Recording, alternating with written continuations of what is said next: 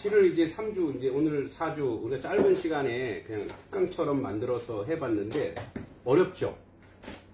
네. 예, 시 쓰는 게 되게 어렵죠. 배우면 예. 그래서, 그냥 어떤 방법과 원리라기보다는, 시 쓰는 거는 그냥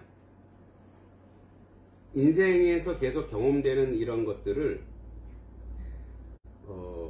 내가 알고 있는 시어들, 언어들, 그 언어들이 어떻게 잘 조화를 이루냐에 따라서 또 많이 달라지는 것 같아요. 시라고 하는 것은 이제 언어의 집이라고 했는데 내가 어떤 집을 지을까 이런 이제 고민을 좀 많이 하게 되는데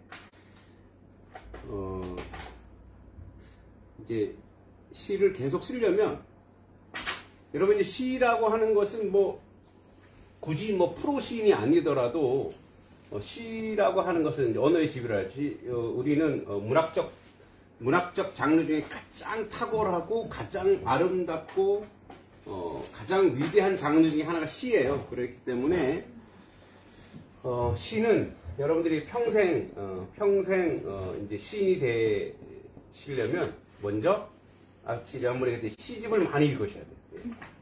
시집을 많이 읽다 보면은 뭐가 나오냐면 나의 성향에 맞는 내 색깔에 맞는 시집을 자꾸 보게 돼요. 내 색깔에 맞는 시집을 보게 돼요. 그런데 요렇게 가면 또 편식이잖아요. 그죠? 근데 여기 지나가면 다양한 시들을 보게 돼요. 다양한 시들을. 그러니까 이제 이렇게 시를 계속 읽는 거예요. 그래서 소식적 그 옛날에 제가 시집을 몇 권이나 이렇게 목록을 한번 읽어봤더니 그래도 한 시집을 한 700권 읽었더라고요. 700권. 그 요즘에는 시 한 권 보면 40분, 50분이면 읽어요. 근데 이제 그게 시 읽는 거냐고. 시 훑어보는 거죠. 맞아요. 훑어보는 건데 쭉 보다 보면 딱 어떤 말이 딱 떠올라요. 네. 그 말을 떠올라. 그래서 시집은 대부분 저는 좀 사는데 왜냐면 옆에다가 빈 공간에 낙서를 하거든. 요 용어를 이렇게 표현할 수 있겠구나 이런 식으로. 그래서 이제 여러분들도 시를 오늘 이제 마지막 시간이니까 여러분들이 한 10편 읽고 그 중에 한 편 정도는 내가 한번 이게 이런 뜻을 가지고 있다.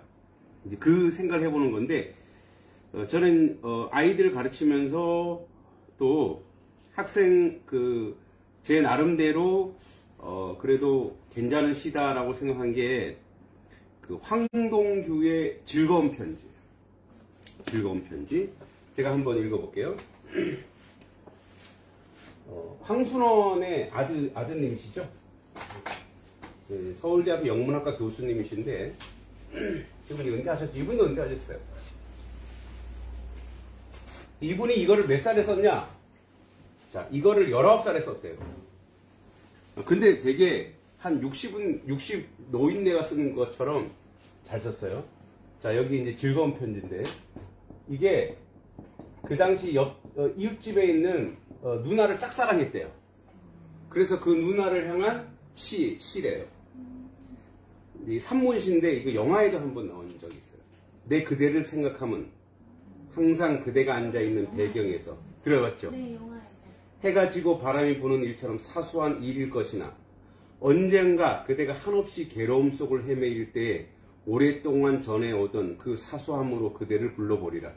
그러니까 이게 말은 쫙 있는데 이게 한 문장이에요. 그 이제 딱 2연에 산문시 2연으로 딱 이렇게 2연, 그러니까 1년 2연으로 돼 있어요. 그 다음에 2연에 보면 진실로 내가 그대를 사랑하는 까닭은 나의 사랑을 한없이 이따은 그 기다림으로 바꾸어 버린 데 있었다. 밤이 들면서 골짜기엔 눈이 퍼붓기 시작했다. 내 사랑도 어디쯤 반드시 그칠 것을 믿는다. 다만 그때 내 기다림의 자세를 생각하는 것뿐이다.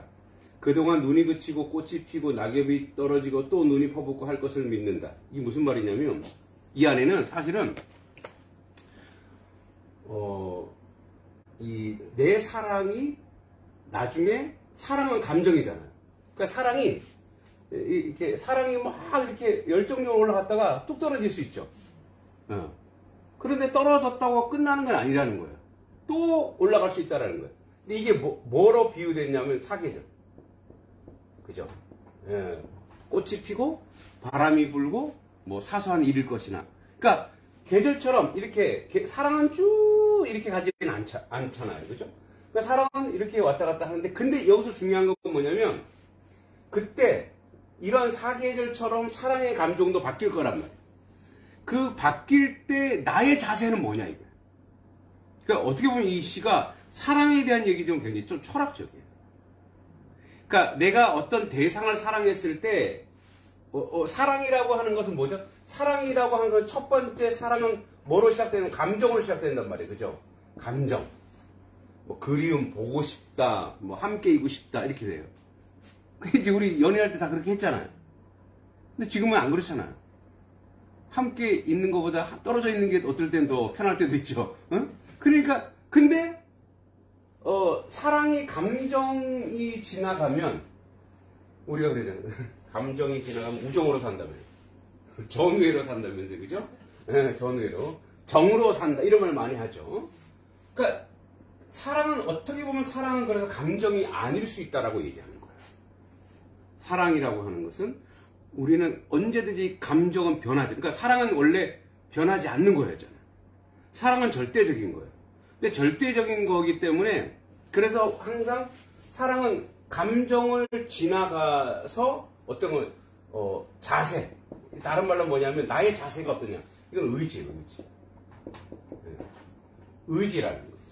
그 의지를 내가 생각한다. 그러니까 이 19살의 이 젊은이가 쓰기에는 이런 거죠. 내가 이 감정이 식을 줄 알아.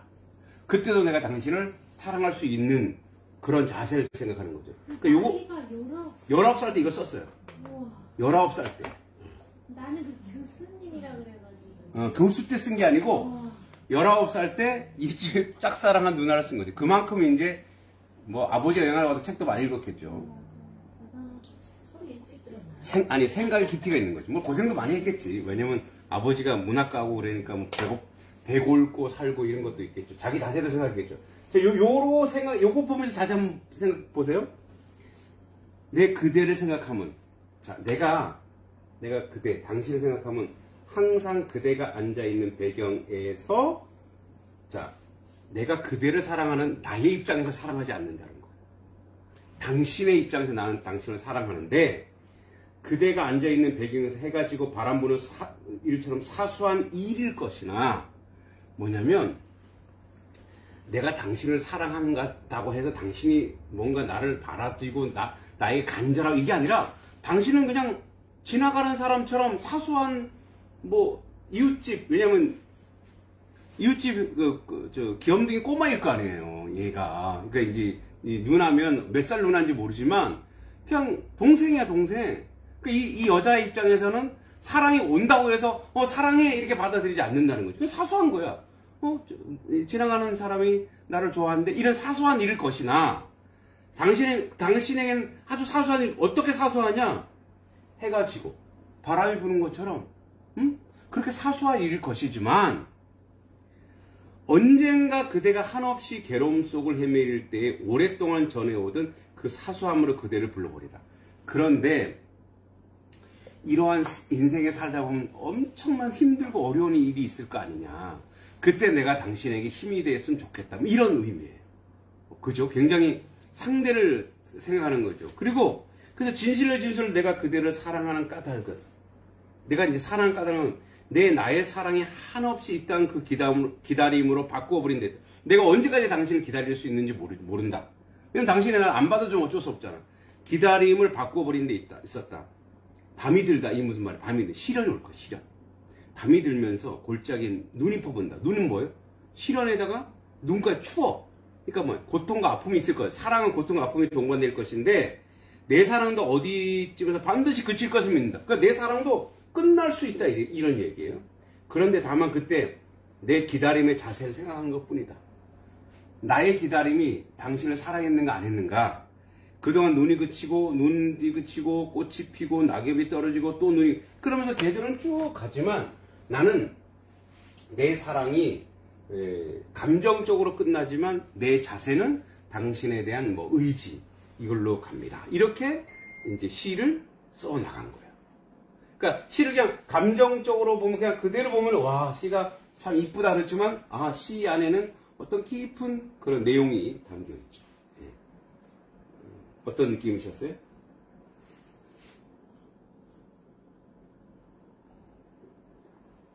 여러분이 선택한 시를 한번 얘기해 볼까요? 시 하나 선택했죠? 네. 네. 급하게. 네. 아, 진짜 했어요? 생각이 네. 안 나요. 한번 시 한번 읽어 보실래요? 네, 네. 네. 선생님이 사주신 책에서 네. 윤동주의 자화상. 응. 한번 읽어보세요. 산 모퉁이를 돌아 눈가 외딴 우물을 홀로 찾아가서 가만히 지내다 봅니다. 우물 속에는 달이 밝고 구름이 흐르고 하늘이 펼치고 파란 바람이 불고 가을이 있습니다. 그리고 한 사나이가 있습니다. 어쩐지 그 사나이가 미워져 돌아갑니다. 돌아가다 생각하니 그 사나이가 가엾어집니다.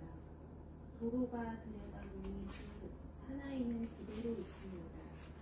다시 그 사나이가 미워져 돌아갑니다. 돌아가다 생각하니 그 사나이가 그리워집니다. 우물 속에는 달이 밝고 구름이 흐르고 하늘이 펼치고 파란 바람이 불고 가을이 있고 추억처럼 사나이가 있습니다. 네. 되게 아주 시 되게 대단히 좋은 시죠. 윤동주의 자화상. 어떻게 좀 생각해 볼 수 있을까요? 그 시가. 근데 이게 갑자기 다른 시보다 더 마음에 딱 들어오는 시였거든요. 이 윤동주 시 중에서. 근데 그냥 이렇게 보니까 자화상이 자기 자신의 그렇죠. 모습이잖아요. 네. 그거를 이제 생각하면서 읽어봤는데 밤인 것 같았어요. 우물가에 비친 사나이가 마음이 가엾기도 하고 뭐 그러다 괜찮은 것 같기도 하고 다시 돌아가 보면 그대로고 또 다시 보면 밉기도 하고 그러니까 여러 가지 마음이 드는데 근데 또 그립다 다시 보고 싶은 뭐 이런 마음 자기 자신에 대해서 저도 그런 감정이 많이 들거든요. 그쵸, 되게 공감되는 시예요. 여러 가지 감정이 많이 들지만 그래도 근데 여기서 보면 이제 그렇게 마음이 참 마음이 복잡하다 여러 가지 하지만 그 우물가에는요 자기도 있지만 밝은 달과 구름과 또 하늘 파란 하늘이라고 했거든요. 그리고 바람이 부는 가을에 자기 자신을 거기에 이렇게 그냥 그대로 자기 자신을 그거에 맡겨서 맡기는 느낌. 근데 그 파란 하늘도 막 정겹고 밝은 달도 너무 좋고 그 위로받는 거. 그 우물이라는 조그만 우물은 작잖아요. 근데 거기에 다 들어가 있는 복잡. 자기 마음도 막 엄청 구름 뭐 다 집어넣은 것 같은 거 안에 다 집어. 근데 저도 마음속에 다 있거든요. 하늘도 있지만 우리 선생님도 계시고 뭐 다 있고 좋은 사람도 있고 싫은 사람도 있고 저도 어마어마하거든요 내 마음에. 근데 이제 이거를 날마다 이제 예전에는 그 마음을 다 느껴서 괴로웠거든요. 네. 근데 요즘에는요 이제 제가 좋아하는 거를 많이 찾아가면 갈수록 내가 부정적인 거라든가 부정적인 사람 있죠. 사람이라든가 어떤 나를 이렇게 내 자화상을 막 흔들어 놓는 것도 있어요. 그런 거를 예전에는 다 그냥 막 다 담았어요. 근데 이제는 아 이거는 내가 좋은 것만 갖고 가고 싶어요. 네.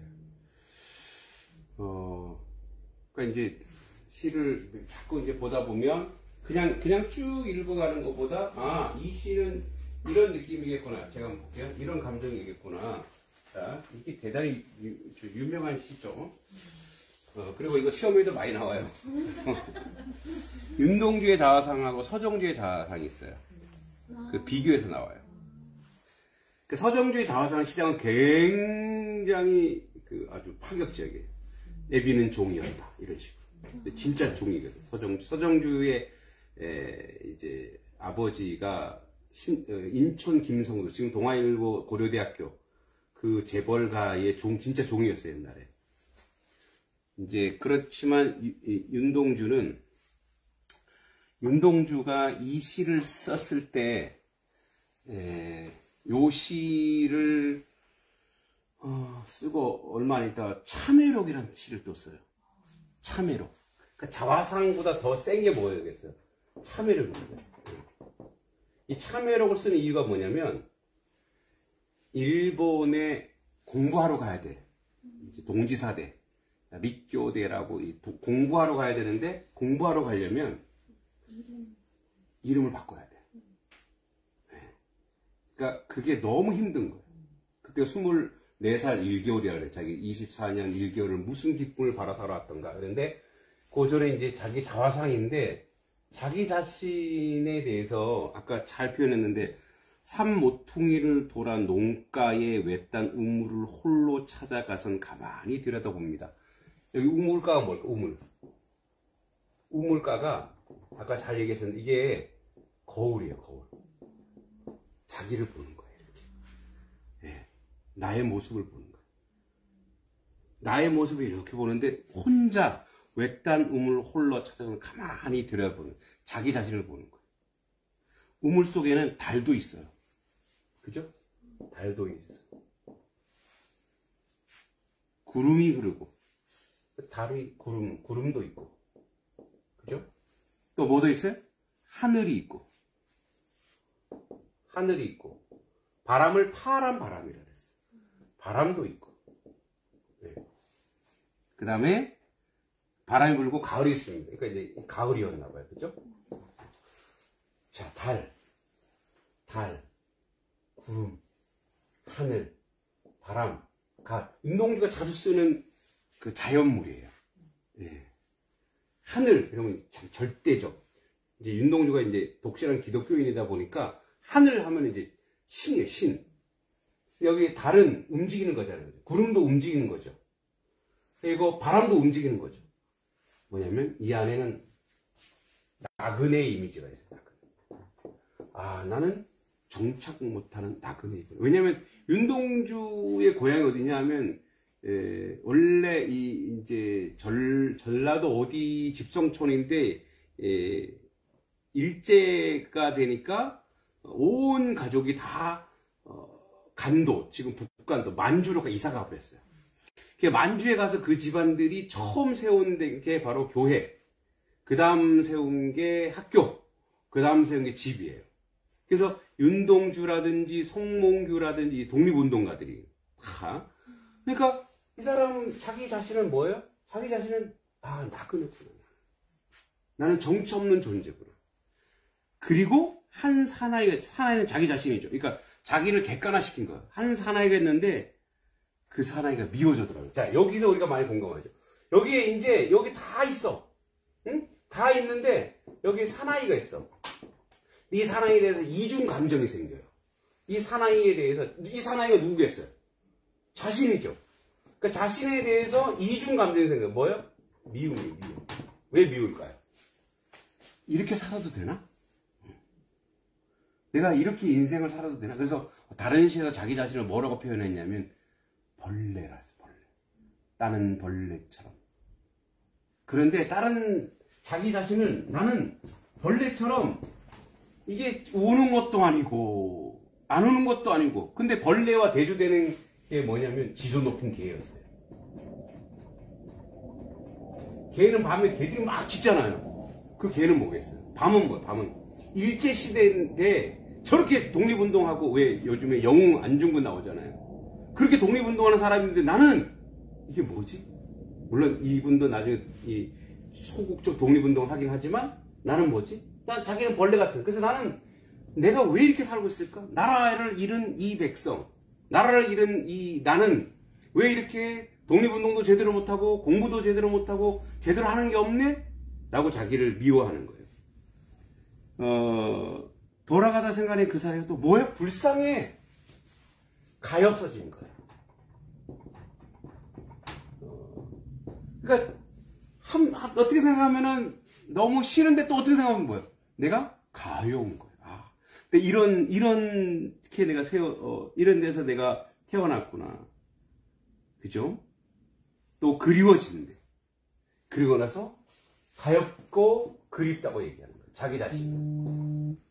그러니까 이 안에서 이 자화상 속에서 느껴지는, 이제 그 다음에 이제 뭐 그리워진다, 또 다시 이 얘기 나오는데 이런 거죠. 우리도 그래요. 우리도 왜 내가 참 그래도 괜찮다 할 때도 있잖아요. 아유, 나 그래도 괜찮아. 근데 또 대부분 어때요? 또 아유, 나는 왜 이렇게 못났지? 아, 참 내가 이렇게 살 수밖에 없는 그런 상황이 있어. 가요. 그러니까 이러한 것이 이 자화상 속에, 이 윤동주의 시 속에 엄청 많이 사실 포함되어 있고 들어있죠. 근데 자, 보세요. 윤동주는 시를 어떤 도구로 삼고 있냐면 자기 자신을 회개하고 성찰하고 반성하는 데 시를 계속 쓰고 있어요. 네. 그래서 이 윤동주의 시의 특징이 뭐냐면 성찰과 의지예요. 그 성찰하고, 그리고 결국 이제 나중에 독립운동하게 되죠. 그런 시. 그러니까 약간 시가 뭐냐면 이렇게 내면으로 들어가서 침잠하여 자기 자신을 성찰하여, 그래서 이제 이 시인을 지고지순하다 그래요. 그러니까 그렇다고 이 사람이 허랑방탕하게 산 것도 아닌데 그럼에도 불구하고 지고하게 그렇게 살아간 거라고 보는 거죠. 네, 이렇게 또 시를 이렇게 나왔어요. 어떤 시죠? 저는 시를 갑자기 바꿨는데요. 그리움 바다라는 시에서 이게 아버지의 기도라는 메가더의 시로 메가더의 아버지의 기도. 네, 바꿨습니다. 메가더 참. 네. 그 메가더 아닐걸요? 아, 그래요? 네. 그거 다른 메가더. 메가더 이름 많아요. 아, 확실히는 몰라요. 메가더의 뭐라고요? 아버지의 기도.